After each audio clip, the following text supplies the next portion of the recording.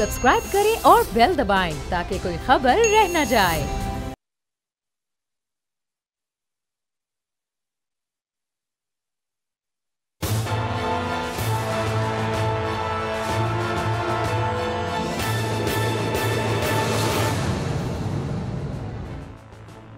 अस्सलाम वालेकुम। प्रोग्राम तज्जिया, मैं हूँ अलीना इलियास, समी इब्राहिम और सद्दीक जान हमारे साथ आज मौजूद हैं। प्रोग्राम में कुछ बात करेंगे मजहबी सियासत के हवाले से। जो मज़हब के नाम पर सियासत की जा रही है वो कितनी अलार्मिंग हो सकती है, आज के प्रोग्राम में हम ये डिस्कस करेंगे। और इस हवाले से हम ये देख रहे हैं कि सोशल मीडिया पर भी बहुत सी चीज़ें आ रही हैं जिसमें इमरान खान साहब को, उनकी गवर्नमेंट को टारगेट किया जा रहा है। जी समी साहब।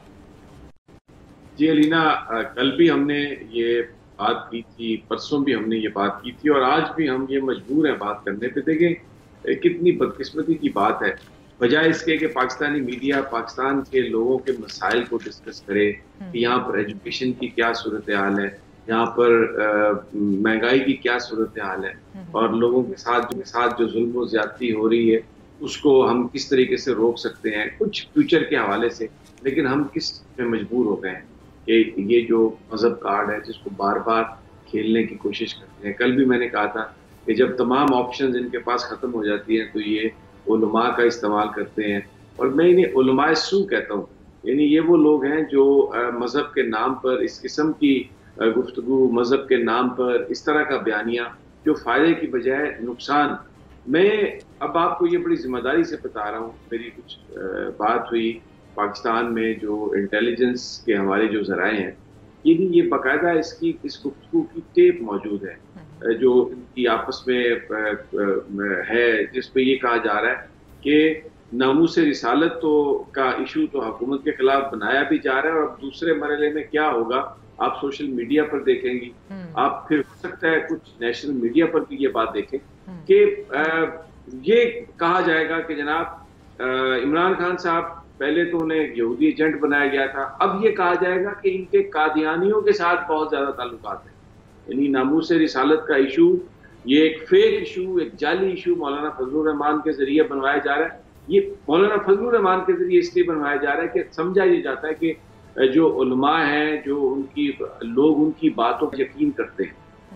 तो मौलाना फजलुर रहमान ने तो ये बात कर दी, पहले नामूस से सहाबा उठाने की कोशिश की जो रिजेक्ट हो गई, किसी ने उसको पजीराई नहीं दी। इन्होंने नामूस रिसालत की बात की है, इसकी भी इसलिए पजीराई नहीं होगी कि ये झूठ बोल रहे हैं, ये गलत बयानी से काम ले रहे हैं। इस हुकूमत के ऊपर ये इल्जाम कि ये नामूस रिसालत पर कोई कंप्रोमाइज करेगा, ये बिल्कुल गलत काम है। हालांकि खुद नून लीग की गवर्नमेंट ने जिस वक्त वो जो अरकान असम्बली के लिए जो हल्फनामा था उसकी वर्डिंग में इन्होंने तब्दीली की थी। और मुझे याद है हम लोग ARY में होते थे, हमने इसको हाईलाइट किया, इसको बाकायदा एक प्रोग्राम किया। तो तलाल चौधरी साहब ने आके हम पर ये इल्जाम लगाया, उस वक्त वो मिनिस्टर ऑफ इंटीरियर थे, स्टेट मिनिस्टर ऑफ इंटीरियर, कि जहाँ आप ये झूठ बोल रहे हैं। फिर वो बात उन्होंने आके कहा कि वो जी एक टाइप की गलती हो गई थी।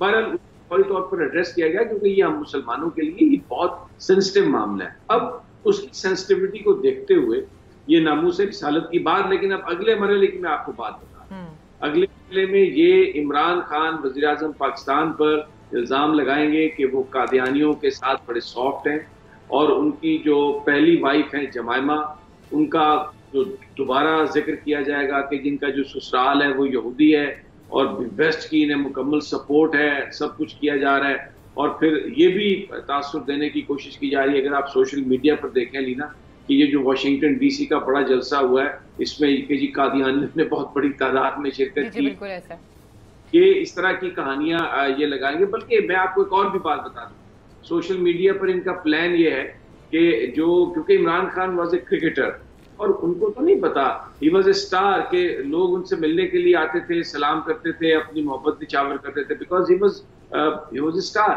तो अगर वो कोई ऐसी उनकी कोई वीडियो हो जिसमें वो कोई अहमदिया फिरके के लोगों के साथ कहीं मिल रहे हो, क्योंकि उनका बिल्कुल ऐसी वीडियोस आ रही हैं बहुत सी साइट पे, जिसमें एक वीडियो है कि इमरान खान साहब को चादर पहनाई जा रही है। फिर जो आप कैपिटल अरीना की बात करें, वहाँ पे तादाद के हवाले से बहुत सी खबरें आ रही हैं कि इतने कादियानी थे, इतने ये थे। फिर आपको याद होगा जब इन्होंने जाना था दौरा अमेरिका पे, तो उससे पहले डोनाल्ड ट्रंप की एक वीडियो आई थी कादियानियों के साथ, तो उस हवाले से भी जो है वो बहुत सी चीज़ें सामने आ रही हैं। सदीक जान देखें, जो बात समी साहब ने कही मैं उसको आगे बढ़ाता हूँ। एक तो समी साहब ये है कि پچھلے 2 روز میں اوورسیز پاکستانیوں کے جو مجھے میسیجز آئے یا آج صبح بھی کالز آئیں کینیڈا سے اور امریکہ سے، ان کا بہت زیادہ تحفظات ہیں اس بات پہ کہ ہمارے حوالے سے وہاں پہ یہ بات اسٹیبلش کی جا رہی ہے کہ ہم سب قادیانی ہیں۔ آپ ایک مسلمان کو، مجھے افسوس سمیع صاحب ایک تو ان علماء کرام پر ہے جو اس پر ابھی تک خاموش ہیں کہ اگر ایک مسلمان ہے اور آپ اس کو قادیانی قرار دیتے ہیں تو قادیانی قرار دینے والے کے بارے میں اسلام کیا کہتا ہے کہ آپ ایک سچے مسلمان کو اگر قادیانی قرار دیتے ہیں، اس سے بڑا کسی مسلمان پہ الزام کیا ہو سکتا ہے کہ آپ اسے قادیانی قرار دے دیں۔ دوسری بات یہ کہ اوورسیز پاکستانیوں کو 2 باتوں پہ تشویش ہے۔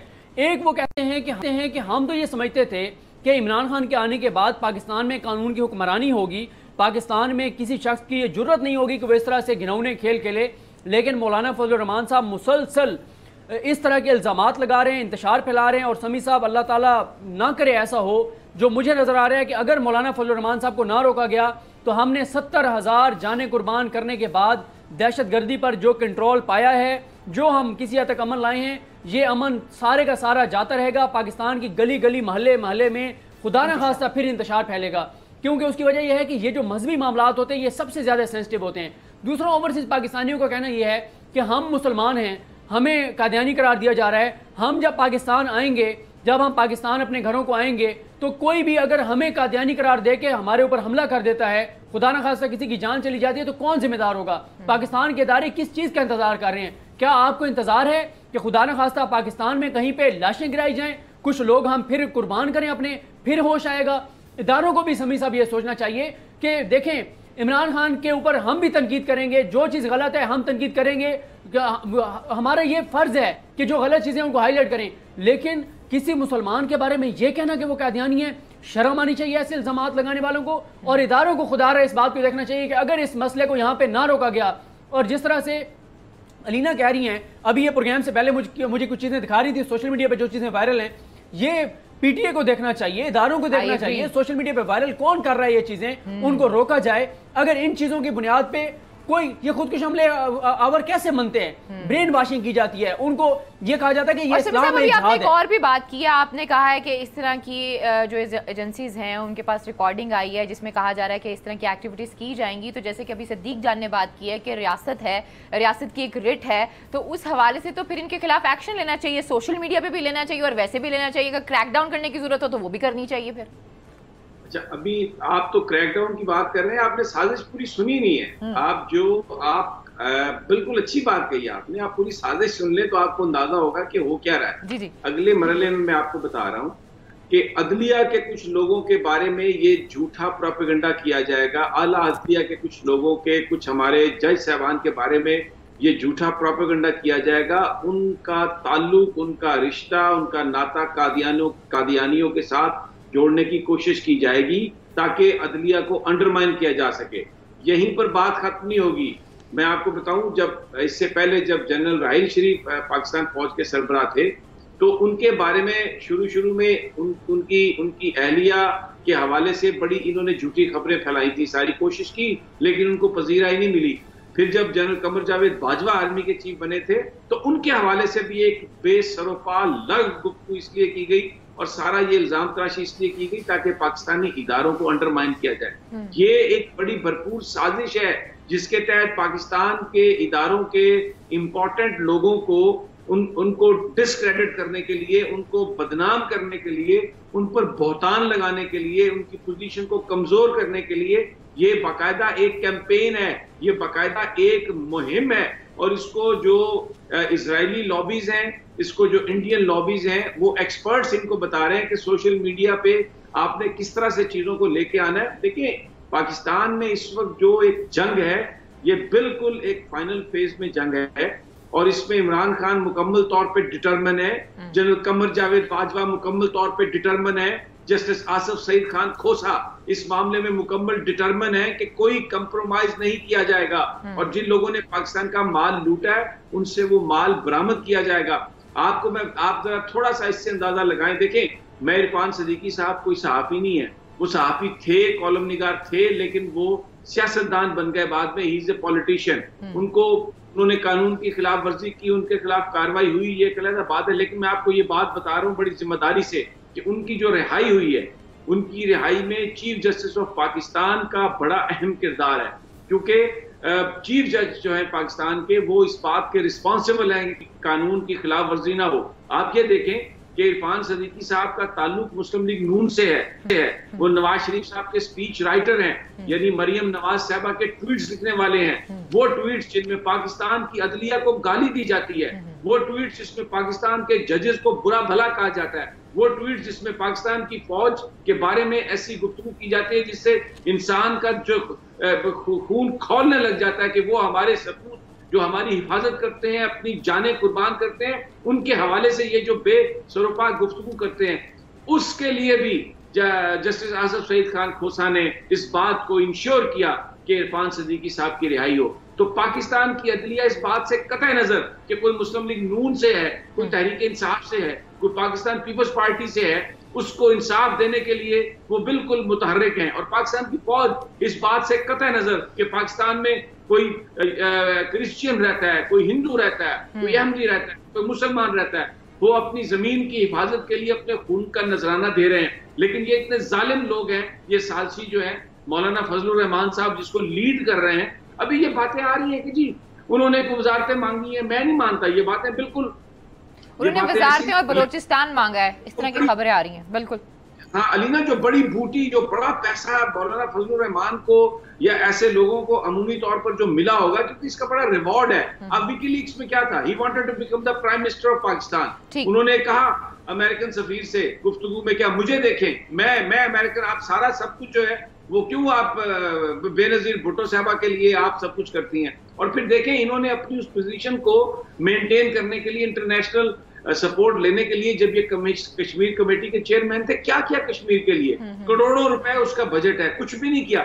تو یہ آپ تو کہہ رہی ہیں اداروں کو، بالکل میں آپ سے ایگری کرتا ہوں، کیونکہ آپ نے بہت بڑی بات کی ہے سمیع صاحب، آپ نے کہا کیونکہ جو مہم ہے، کیمپین ہے، اس کا اگلا حصہ جو ہے وہ عدلیہ کو انڈرمائن کرنا اور اداروں کو انڈرمائن کرنا، اس سے پہلے کہ وہ نوبت آئے پراپر طریقے سے ان کے خلاف کریک ڈاؤن کرنا چاہیے۔ صدیق میں آپ کی طرف آؤں گی، اور اس کے ساتھ عرفان صدیقی صاحب کے حوالے میں سے جو آپ نے بات کی ہے، کل وہ آئے تھے، ان کا یہ کہنا تھا کہ مریم صاحبہ جو ہے وہ مجھ سے تقریریں نہیں لکھواتی ہیں، اور اگر مجھ سے لکھواتی بھی ہیں تو اس میں کون سی اتنی بڑی قیامت آ گئی ہے، وہ صرف مجھ سے جو چیز پوچھتی ہیں، وہ صرف مجھ سے یہ چیز پوچھتی ہیں کہ مجھے تھوڑی ہسٹری بتا دیں، باقی وہ ماشاءاللہ اتنی باشعور ہیں، اتنی عقل مند ہیں کہ اپنی چیزوں کو خود لے کر چلیں۔ جی صدیق آپ کی طرف۔ دیکھیں سمیع صاحب، میں آپ سے ایک سوال پوچھنا چاہوں گا، مجھے ایک بات بتائیں کہ ایک تو چلیں مولانا فضل الرحمان صاحب کا دکھ درد سمجھ میں آتا ہے کہ پچھلے وہ 88 سے سیاست میں ہیں، اور 2 بار وہ پہلے اقتدار سے باہر رہے، لیکن ایک طرح سے وہ اس وقت بھی ان کے اپنی جاننے والے سارے تھے اقتدار میں وہ ایسے سمجھے تھے۔ پہلی بار ہوا ہے 88 کے بعد یہ 30 سالوں میں کہ مولانا صاحب کے پاس نہ سرکاری گھر ہے، نہ سرکاری گاڑی ہے، نہ پیٹرول ہے، نہ ڈیزل ہے، کچھ بھی نہیں ہے مولانا صاحب کے پاس۔ مولانا صاحب کی تو پریشانی سمجھ آتی ہے۔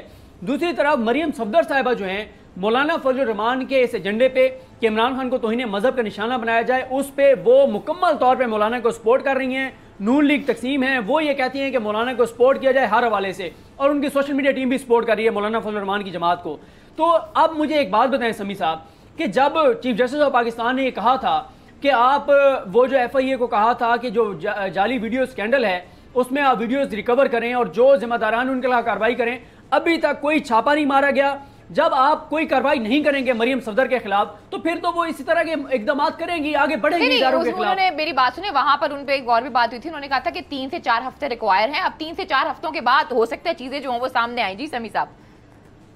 دیکھیں صدیق جان کی یہ بات بالکل درست ہے کہ جو ادارے ہیں ان کو ایک قدم اٹھانا چاہیے، لیکن میں تھوڑا سا یہاں پر یہ بات کروں گا کہ اداروں کو بھی ابرپٹلی ہیزرڈلی بڑی اس میں جلد بازی نہیں کرنی چاہیے۔ اور مجھے لگتا ہے یہ جو ٹائم لیا جا رہا ہے، اسی لیے ٹائم لیا جا رہا ہے کہ آپ قانون اور آئین کے مطابق سب کام کرتے ہیں۔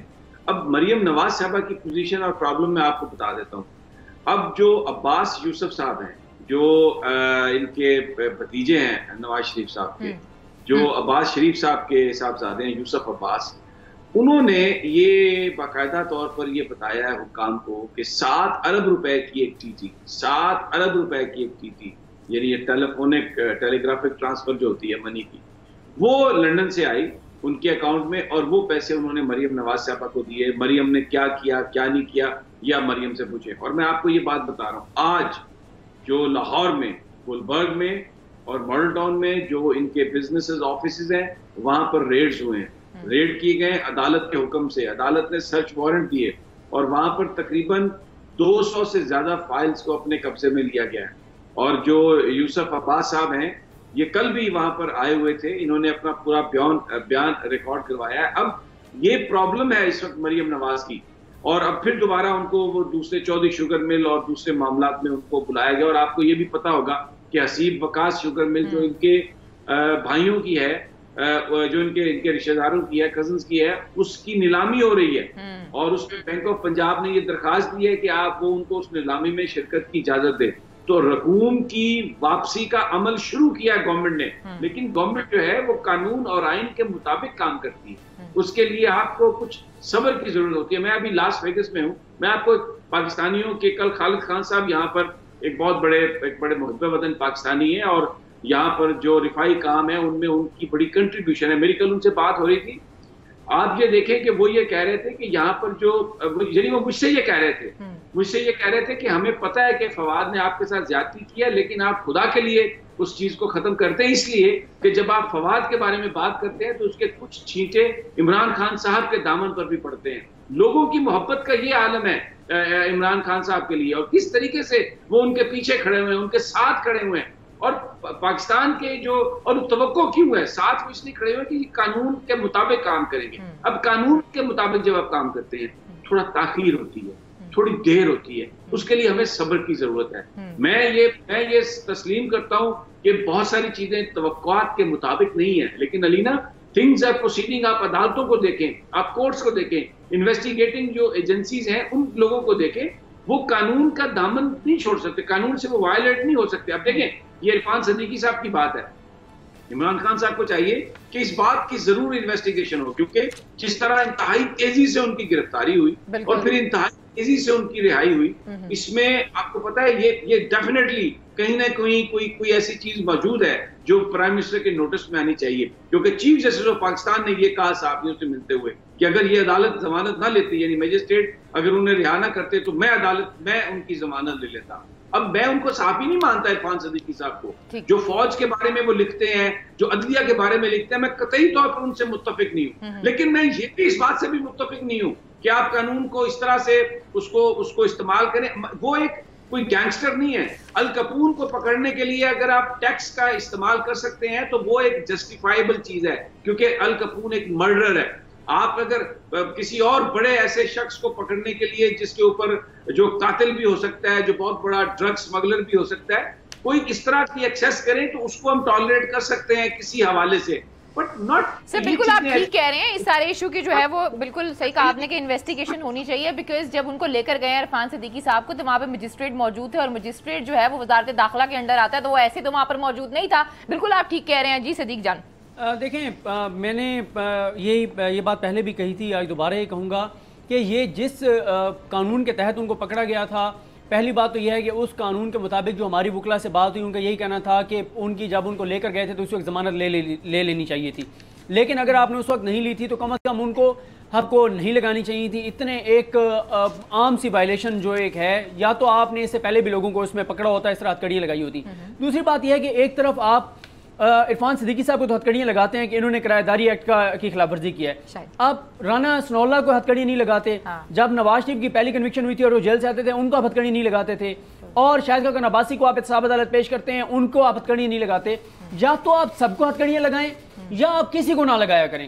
لیکن ہمارے ہاں یہ بھی ایک مسئلہ ہے کہ عرفان صدیقی صاحب کو ہتھکڑیاں لگی, پورے ملک کے انسانی حقوق جو ہے نا وہ خطرے میں آ گئے. سارے اینکر, سارے پولیٹیشین سب جو ہے نا چیخو پکار شروع ہو گئی عام بندوں کے ساتھ. ایک ہفتہ پہلے علینا خبر چلی کہ 70 قیدیوں کو کوٹ لکھپت جیل سے عدالت لایا گیا, اور چھوٹی سی وہ وین تھی, 70 لوگ تھے, اس میں 20 قیدی جو ہے نا وہ بیچارے بے ہوش ہو گئے, ان کو ہسپتال منتقل کیا گیا. کسی کا آپ نے ٹویٹ دیکھا تھا, کسی کی آہو بکار دیکھی تھی, کسی کی چیخو پکار دیکھی تھی آپ نے. یہاں المیہ یہ ہے پاکستان میں جو کرپٹ سسٹم ہے, کسی بڑے بندے کو مشکل میں دیکھ کے نا سارے جو ہے نا وہ ہاتھ سر پہ رکھ لیتے ہیں, چیخنا چلانا شروع کر دیتے ہیں. بھائی ان کو ہتھکڑیاں لگی ہیں تو آپ پھر اوروں کی بھی بات کریں نہیں جن کو لگتی ہیں, صرف عرفان صدیقی صاحب کیوں؟ پھر آپ جب یہ کہتے ہیں کہ پاکستان کی تاریخ میں ایسے ظلم نہیں ہوا, بھائی ابھی ماڈل ٹاؤن میں کیا کیا تھا عرفان صدیقی صاحب کے قائد نے, کیا کیا تھا ماڈل ٹاؤن میں؟ حاملہ خاتون کو جبڑوں میں گولیاں ماری, بزرگوں کو گولیاں ماری، 14 لوگوں کو شہید کیا، 100 لوگوں کو زخمی کیا. اس وقت عرفان صدیقی صاحب نے کیوں نہیں میڈیا پہ آگے یہ کہا تھا کہ ساری قوم کھڑی ہو جائے؟ آج وہ کہتے ہیں اوکے ساری قوم کھڑی ہو جائے میرے لیے. I totally agree with you. لیکن جو سمی صاحب کا سوال ہے نا وہ بالکل ویلڈ ہے کہ یہ انویسٹیگیٹ ہونا چاہیے تھا کہ آخر ایسا کیوں نہیں ہوا, کیونکہ آپ کی بہت سے قانونی ماہرین سے بات ہوئی تھی, میری بھی اس حوالے سے بات ہوئی تھی. وہ کہتے ہیں کہ اس قسم کے کیسز میں آپ کو اریسٹ وارنٹ کی ضرورت نہیں ہوتی اور ضمانت مثلا یہ سیٹل ڈاؤن ہو سکتا تھا بیٹھ کر تھانے میں بھی. جی سمی صاحب. علینا بات یہ آپ کی صحیح ہے, لیکن جو ابھی صدیق جان نے بات کہی ہے نا, تھوڑا سا میں اس کو, اگر آپ مجھے اجازت دیں گی تو میں اس کو آگے بڑھاتا ہوں کہ انہوں نے یہ کہا کہ وہ 70 ایک ہفتہ پہلے یہ ہوا, 70 قیدیوں کو یہ ہو گئے, بے ہوش ہو گئے 20 میں سے, اور کسی نے آواز نہیں اٹھائی, اور عرفان صدیقی صاحب نے بڑی آواز ان کے لیے اور نون لیگ کے لیے بڑی. اس کی میں آپ کو وجہ بتاتا ہوں. یہی وہ بات ہے کہ یہ جو پاکستان کا میڈیا ہے, اٹس ویری انفارچونیٹ. مجھے یہ بات کرتے ہوئے خوشی نہیں ہو رہی, آپ یقین کریں کہ ہم لوگ کتنے کرپٹ ہیں. سلیم صافی صاحب کا ایک کنفیشن ہے, بہت بڑے صحافی ہیں, ہمارے دوست بھی ہیں, آج کل کچھ تھوڑے خفا سے ہیں کہ میں جیو کے بارے میں جب وہ اینٹی پاکستان بات کرتے ہیں تو میں کھل کر بات کرتا ہوں تو these people don't like me. تو اب ذرا کہ اس ملک میں صحافت کو کرپٹ کس نے کیا, لفافے کس نے چلائے, اس وقت یہ سب کچھ جو ہو رہا ہے, جو آپ کو ایک بیانیہ مل رہا ہے مختلف, یہ جو صدیق جان نے بات کی کہ عام پاکستانی کے معاملے پر میڈیا خون کے آنسو کیوں نہیں روتا, اور یہ جو بڑے بڑے لوگ ہیں ان کے معاملات پر کیوں چیخو پکار ہوتی ہے, یہ ذرا صدیق جان اور علینا صاحبہ یہ ذرا سنیے سلیم صافی کی زبانی. جی سمی صاحب. اب صدیق جان اور علینا اور جو ہمارے ناظرین ہیں, مجھے آپ یہ بات بتائیں, اب یہ سلیم صافی, اچھا ان کے سامنے جو بیٹھے ہوئے نصر اللہ خان, وہ نصر اللہ صاحب بڑے ہمارے بڑے اچھے دوست ہیں, لیکن جو ان کی افیلیشن ہے اس کے حوالے سے وہ ایک نواز شریف صاحب کی محبت میں گرفتار ہیں. یعنی وہ جیسے کہتے ہیں نا کہ یہ لتھڑے ہوئے ہیں بالکل ان کی محبت میں. مجھے ان سے گفتگو مجھے یاد ہے کہ جب وہ جی ٹی روڈ سے نواز شریف صاحب نے یہاں جانے کا کیا تھا فیصلہ, تو انہوں نے کہا جی زندہ ہو گئی مسلم لیگ نون, اڑا کے رکھ دے گی. لیکن بہرحال وہ پتہ نہیں پھر کس نے کس کو اڑایا اور ابھی تک کون اڑا ہوا ہے. لیکن میں یہ آپ سے عرض کرتا ہوں کہ یہ دیکھیں, یہ وہ وجوہات ہیں جس کی بنیاد پر جب اب یہ کریک ڈاؤن شروع ہو رہا ہے, جس کی بنیاد پر جب یہ ایڈیٹر سے, جو اخبارات کے اور چینلز کے جو مالکان ہیں ان سے جب ان کی جائیدادوں کے بارے میں سوال کیا جا رہا ہے. سلیم صافی صاحب کا یہ کنفیشن ہے, پتہ نہیں کس کو کیا کیا دیا, کس کو کیا بنا دیا, اور اربوں روپے آپ نے ان لوگوں پہ خرچ کر دیے اس لیے کہ یہ پاکستان کے عوام کے حقیقی مسائل کو ٹی وی پہ نہ لا کے بات کر سکیں. سارے مسائل کا تعلق صدیق جان گورننس سے ہے. اگر انتظامیہ ٹھیک ہو جائے, اگر حکمرانی ٹھیک ہو جائے, میرٹوکریسی آ جائے, اگر میرٹ پہ فیصلے ہوں, تو عام آدمی کو کسی میڈیا کے پاس جانے کی ضرورت نہیں ہوگی, عام آدمی کو کسی عدالت میں جانے کی ضرورت نہیں ہوگی. 90% جو معاملات ہیں آپ کے انتظامی سطح پر حل ہو جائیں گے. لیکن اس چیز سے توجہ ہٹانے کے لیے میڈیا فیک ایشوز پہ بات کرتا ہے. ایک سٹیٹمنٹ مثلا 4 دن سے بات ہو رہی ہے, اے سی ملے گا, اے سی نہیں ملے گا, ٹی وی ملے گا, ٹی وی نہیں ملے گا, اور وہ شہباز گل صاحب ہمارے دوست ہیں, وہ ایک مری کی جگہ پہ چلے گا جا کے, اور انہوں نے پوری ایک ویڈیو بنا کے انہوں نے یونیورسٹیاں بنائیں, انہوں نے کہا تھا گورنر جو ہاؤس ہے انہیں یونیورسٹیاں بنائیں گے, پھر کوئی بات کریں گے. لیکن سمی صاحب میرا جو سوال یہ ہے وہ آپ سے ہے, یہ جو آپ نے بات کر دی جو نون لیگ کی تھی, وہ کہتے ہیں نا خربوزے کو دیکھ کے رنگ پکڑتا ہے, تو اس وقت اگر موجودہ گورنمنٹ کی بات کریں تو اس میں بھی بہت سے ایسے لوگ ہیں جن کا میڈیا سے تعلق ہے, اور آپ کو یاد ہوگا کہ جب یہ گورنمنٹ آئی تھی تو اس نے سارے جو رپورٹرز ہیں ان کی بیٹس بھی بدل دی تھیں. اب اس پر آپ کیا کہیں گے, یار آپ جواب دے دیں یا سمی صاحب آپ جواب دے دیں. یہ دیکھیں بیٹس بدل دیں, کچھ ہو گیا نہیں ہوا, وہ ایک علیحدہ بات. مجھے یہ بتائیں کہ عمران خان صاحب کی میں بات کروں گا, پرائم منسٹر پاکستان, مجھے بتائیں کون سے صحافی کو انہوں نے کوئی برات دی ہے, مجھے بتائیں آپ کسی کو کیا برات دی ہیں. یہ میڈیا مالکان ایڈوائزر ہیں کچھ لوگ ان کے خلاف اسی لیے ہیں. دیکھیں don't mix oranges and apples. Imran Khan کو آپ پرائم منسٹر کو ان لوگوں کے ساتھ اس طرح مکس نہ کریں. ان کی بہت ساری چیزوں میں یہ ہو سکتا ہے آپ مجھ سے بات کریں کہ آہستہ آہستہ وہ سمجھ رہے ہیں, پہلی دفعہ پرائم منسٹر بنے ہیں, کچھ چیزوں کو انڈرسٹینڈ کرنے میں تھوڑا ٹائم لے سکتے ہیں, but he is not a corrupt man, he is the last hope of this country. ان کے ارد گرد لوگ ہیں جن کو ہم یہ ہائی لائٹ کر رہے ہیں کہ جی بالکل ہونا چاہیے, انویسٹیگیشن ہونا چاہیے. میں مجبور ہوتا ہوں ہر پروگرام میں کرنے کی بات راجہ بشارت, جو بے نظیر ہاسپٹل کے ڈاکٹر کو, ایم ایس کو, جس نے دھمکیاں دی, لیکن اس کے باوجود آج بھی وہ وزارت میں ہے, اس لیے کہ یہ بلیک میل کرتے ہیں. عمران خان کے پاس اتنا نمبر نہیں ہے. بہت ساری چیزیں عمران خان صاحب کی جو بظاہر ہمیں خامیاں نظر آ رہی ہیں وہ ٹالریٹ کرنا پڑیں گے. پھر سمیع صاحب مجھے ایک بریک لینی ہے، لیکن بریک پہ جانے سے پہلے میں صرف اتنا کہنا چاہوں گی، پھر جو اکثر جو رانا صاحب یہ بات کرتے ہیں کہ سسٹم کو تبدیل کرنے کی ضرورت ہے، اس کا مطلب ہے پھر نظام کو تبدیل کرنے کی ضرورت ہے. خیر پروگرام میں وقت ایک چھوٹی سی بریک کا، اسٹے ود اس.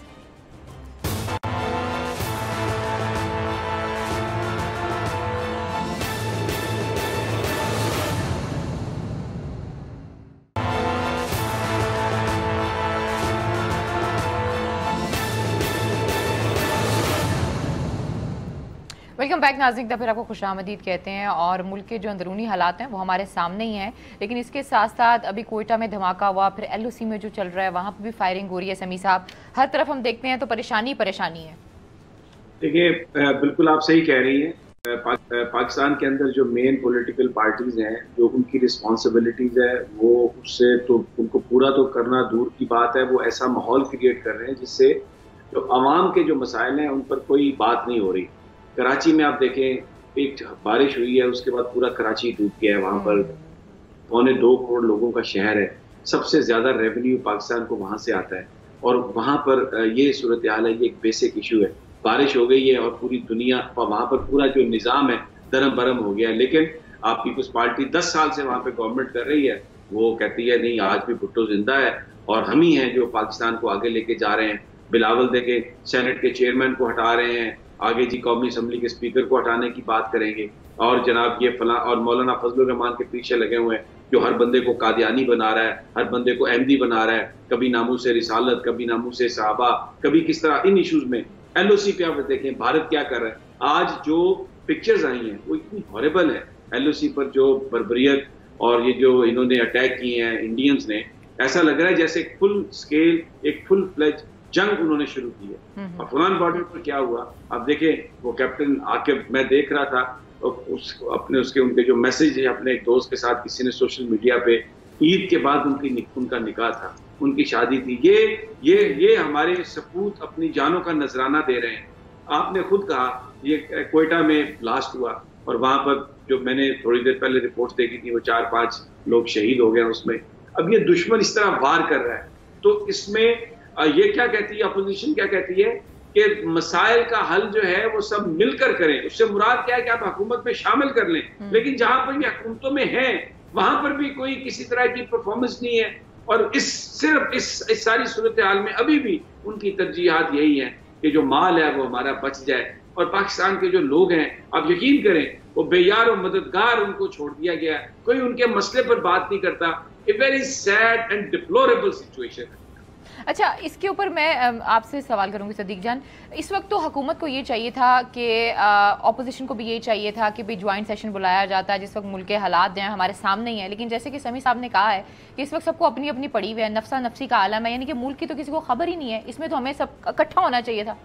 دیکھیں جوائنٹ سیشن بلاتے تو بھی وہاں پہ تقریر یہی ہونی تھی کہ اگر پاکستان کو بچانا ہے تو نواز شریف صاحب کو واپس لے آئیں. آپ اندازہ لگائیں نا کہ اس وقت ہمارے اپوزیشن کے لوگ، ہمارے صحافی، وہ سارے ایک ہی سارے صحافی سوری نہیں لیکن ان میں سے اکثریت جو کرپٹ سسٹم کے بینیفیشری ہیں. میں آپ کو مثال دیتا ہوں سمیع صاحب، بڑی انٹرسٹنگ بات ہے.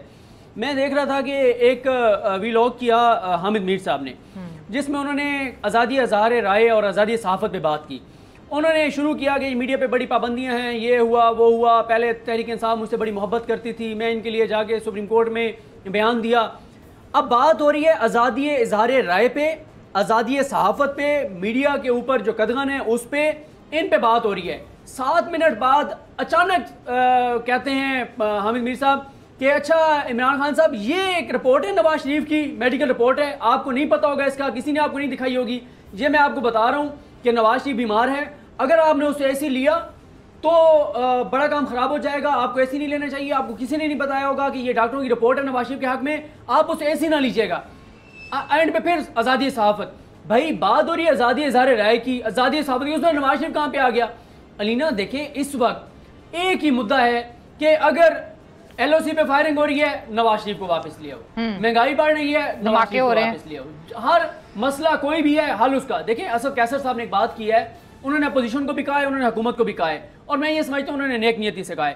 اسد کیسر نے کہا ہے کہ یار اس اسمبلی کو ڈبیٹنگ کلب بنانے کے بجائے آئندہ جو اجلاس ہو اس پہ اپوزیشن آ کے کوئی قابل عمل جس پہ عمل کیا جا سکے، کوئی ایسا حل بتایا کرے کہ حکومت اگر یہ کر لے تو اس سے اس طبقے کو فائدہ ہو جائے گا، اور حکومت بھی اس کو سنجیدگی سے لے. یہ نہیں ہونا چاہیے ادھر سے تقریر ہو ادھر سے تقریر ہو. سمیع صاحب، اسمبلی کے فلور کے اوپر 2 چیزیں ہوئیں جس پہ ہمارے ان لبرلز میں سے کوئی نہیں بولا، خونی لبرل جو ہیں. ایک، عمران خان کو اسمبلی کے فلور پہ جب یہ بجٹ سیشن چل رہا تھا تو ملعون قرار دیا نون لیگ کے ایم این اے نے. دوسرا، اسمبلی کے فلور پہ کھڑے ہو کے نون لیگ کے ایک ایم این اے نے جو ہے وہ فردوس امان صاحبہ کے بارے میں جو لفظ استعمال کیا وہ میں یہاں پہ کہہ بھی نہیں سکتا. تو مسئلہ یہ ہے کہ یہ اسمبلی کا فلور بھی استعمال ہو رہے ہیں صرف اور صرف اپوزیشن کی ایک ہی بات کہ جی نواز شریف کو چھوڑ دیں، آصف علی زرداری کو چھوڑ دیں. وجہ کیا ہے؟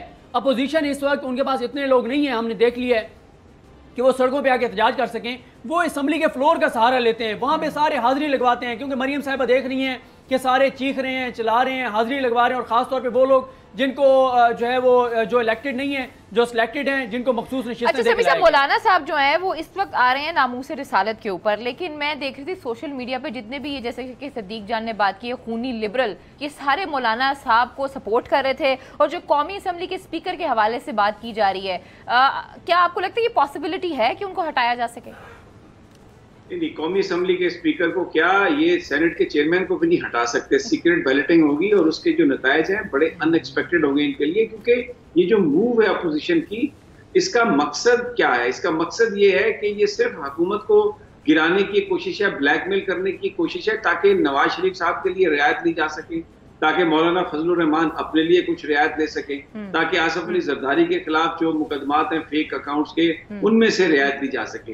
تو اس کا کوئی تعلق کوئی پاکستان کی سیاست سے، پاکستان کے عوام کی بھلائی سے نہیں ہے. اس لیے یہ تو ناکام ہوگی. آپ دیکھیے گا، میری جو انفارمیشن ہے اس کے مطابق 1-2 ووٹس کا ڈفرنس ہے، اور وہ بھی جس دن پولنگ ہوگی اس وقت تک یہ اپوزیشن جو ہے، اس وقت کی جو اپوزیشن ہے یہ نہیں یہ ہٹا سکتی سینٹ چیئرمین کو. لیکن آپ ابھی صدیق جان صاحب نے بڑی اچھی بات کی کہ جناب بالکل جو اگر یہ اجلاس بلائیں تو اجلاس دیکھیں، پارلیمنٹ جو ہے وہ لیجسلیشن کے لیے ہے یا کوئی ایسا ملکی معاملہ ہے جس پر کوئی بات کرنے کی ضرورت ہے. ابھی اس وقت جو ساری صورتحال ہے یہ تو سارے گورننس کے مسائل ہیں.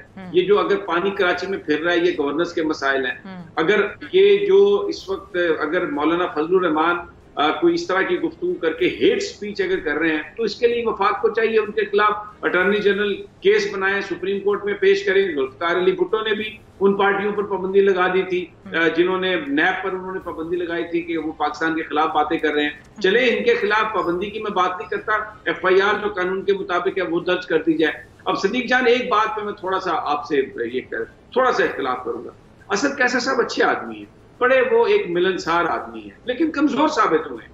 آپ مجھے بتائیں یہ جو پروڈکشن آرڈر فزیکل ریمانڈ کے دوران یہ کس نے دیے؟ یہ سارے کے سارے اسد کیسر صاحب نے دیے. بھائی اگر کوئی پارٹی کے اندر سے بھی انہیں کہہ رہا تھا تو he was custodian of the house, لیکن کسٹوڈین آف دا ہاؤس کا مطلب یہ ہے کہ جو آنےسٹ لوگ ہیں ان کے وہ کسٹوڈین ہیں.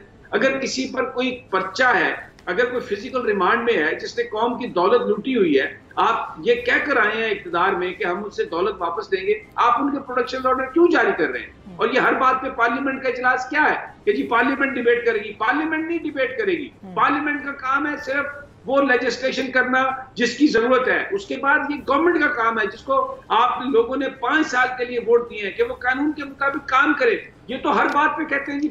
یہ تو زرداری صاحب تو یہ کہتے تھے کہ نیب کے اوپر اگر کوئی ان میں کسی کے پاس درخواست آئے کسی ایم این اے کے خلاف تو پارلیمانی کمیٹی فیصلہ کرے گا جی کس کو کیا ہونا ہے.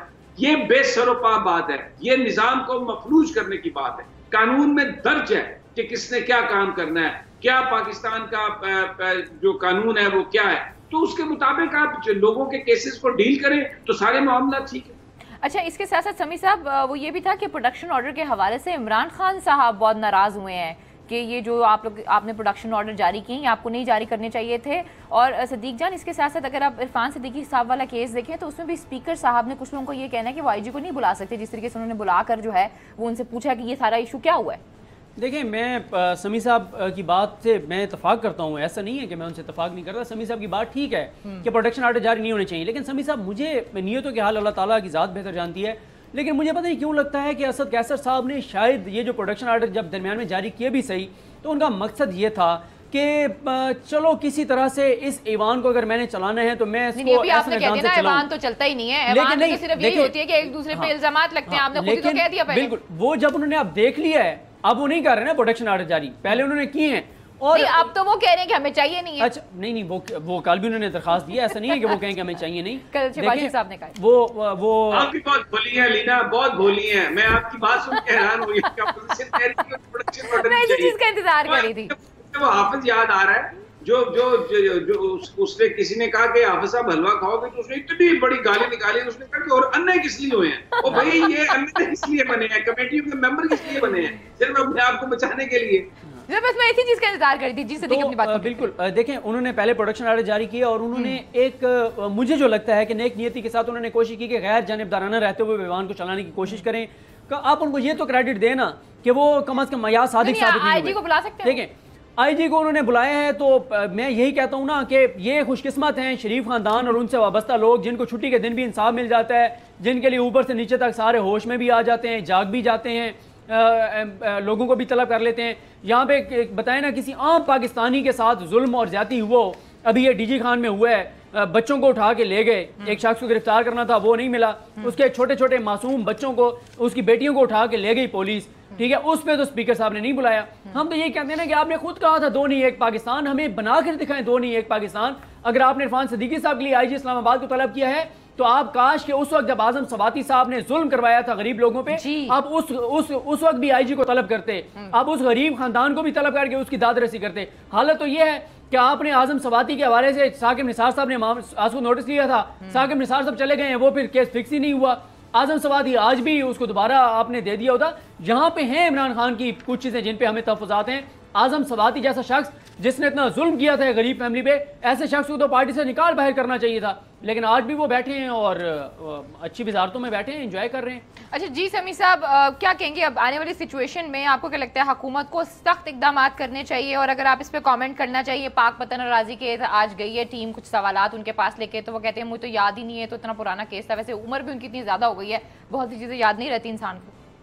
نہیں سب یاد آ جائے گا، وقت کے ساتھ ساتھ سب یاد آ جائے گا انہیں۔ وہ اس لیے کہہ رہے ہیں کہ ان کو یہ ڈر ہے کہ انہوں نے کہا نا کہ میری لیگل ٹیم سے پوچھیں، کیونکہ وہ کہتے ہیں میں کہیں پھنس نہ جاؤں۔ اس سے پہلے جو تقاریر کی قومی اسمبلی میں، جو قوم سے خطاب کیا، وہ پاناما پیپرز میں اسی میں پھنس گئے۔ اب اس کے بعد یہ کہتے ہیں نا دودھ کا جلا چھاچھ بھی پھونک پھونک کر پیتا ہے، تو اب وہ کہتے ہیں کہ میری لیگل ٹیم سے سوال کریں، لیکن وہ اس سے جو ہے نا وہ بچ نہیں پائیں گے۔ جو صدیق جان نے جو بات کہی ہے نا، دیکھیں یہ بات بالکل صحیح ہے کہ بہت سارے گرے ایریاز ہیں، ہمارا بڑا دل کرتا ہے ان پر سوال کرنے کے لیے، لیکن میں آپ کو بتاؤں جب پچھلی مڑ کے دیکھتے ہیں تو وہ چہرے نظر آتے ہیں جنہوں نے پچھلے 40 سال اس قوم کو لوٹا ہے، جنہوں نے یہاں پر مگر مچھوں کی طرح بھرے ہیں دولت سے اپنے پیٹ، اور باہر لے جا کے انہوں نے وہ ساری دولت ڈمپ کی ہے۔ تو پھر ہم یہ مجبور ہو جاتے ہیں موقع دینے کے لیے، ایک بینیفٹ آف ڈاؤٹ دینے کے لیے، ایک خاص عرصے کے لیے کہ چلیں لیٹ سی۔ اور میں آپ کو بتاؤں اس میں امپروومنٹ بہت بہتر ہو رہی ہے، امپروومنٹ بہت بہتر ہو رہی ہے۔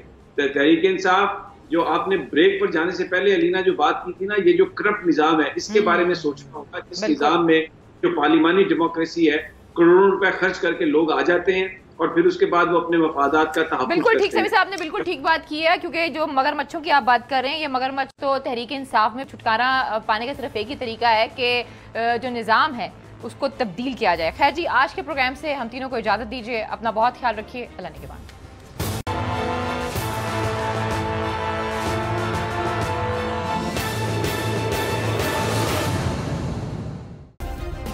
سبسکرائب کریں اور بیل دبائیں تاکہ کوئی خبر رہ نہ جائے۔